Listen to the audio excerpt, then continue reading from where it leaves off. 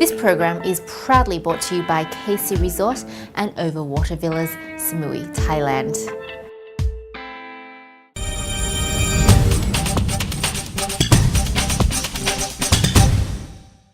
Hello, this is Tally Andrews and welcome to Travel Daily's Travel Channel.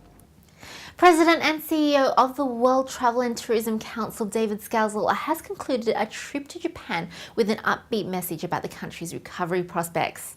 Scalzo, who met with the Japanese government, airlines and other industry leaders during the visit, will urge foreign governments to amend their travel advisories to more accurately reflect the status of the country.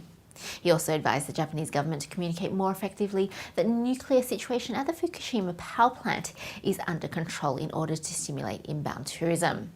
Meanwhile, as Japan prepares for its Golden Week beginning the 29th of April, one of the 4 major outbound travel periods in the Japanese calendar, operators are forecasting that outbound trip volumes will be significantly lower than last year.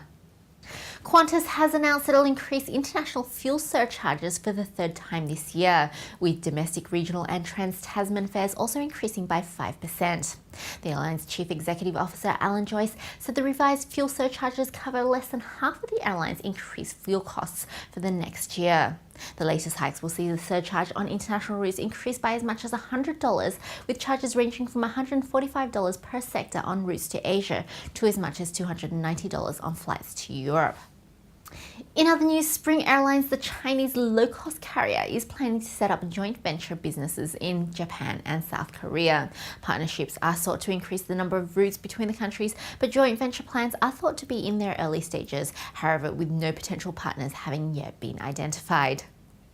And finally for today, more Australians are taking advantage of the Easter and Anzac Day long weekend, according to Zuji Australia. The online travel agency said it had seen a 30% year-on-year increase in bookings from Melbourne to Sydney, with a 42% surge in travel the other way. There's also a 22% rise in bookings from Western Australia to Bali and an 18% increase in those travelling from Brisbane to Fiji. The company has reported an increase in international flight bookings as well as a surge in hotel and flight package sales. And that's it for today. Thanks for joining us. We'll see you again tomorrow. This program is proudly brought to you by KC Resort and Overwater Villas, Samui, Thailand.